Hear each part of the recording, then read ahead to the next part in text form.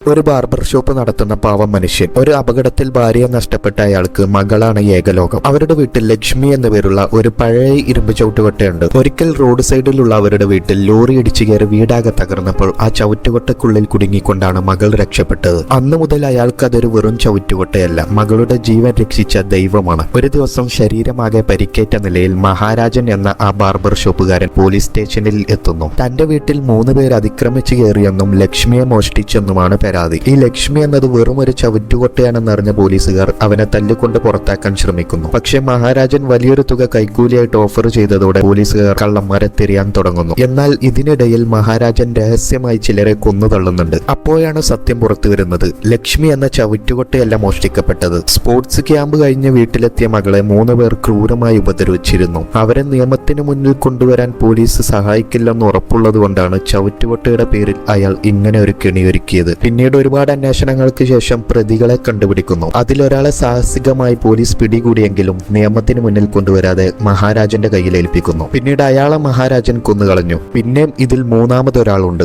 അയാളെ തേടി കണ്ടുപിടിച്ച് അടിച്ചൊരു പരുവമാക്കി പിന്നീടാണ് സത്യം വെളിപ്പെടുത്തുന്നത്. അന്ന് മകളെ ഉപദ്രവിച്ച ആ ക്രൂരൻ വർഷങ്ങൾക്ക് മുമ്പ് ഉപേക്ഷിച്ചു പോയ സ്വന്തം മകൾ തന്നെയായിരുന്നു ഈ പെൺകുട്ടി. തന്റെ ചോരയെ തന്നെയാണ് താൻ നശിപ്പിച്ചതെന്ന് തിരിച്ചറിഞ്ഞ അയാൾ കുറ്റബോധം കൊണ്ട് മനം നൊന്ത് കെട്ടിടത്തിൽ നിന്ന് ചാടി ആത്മഹത്യ ചെയ്യുന്നതോടെ ആ വളർത്തച്ഛന്റെ പ്രതികാരം പൂർത്തിയാകുന്നു.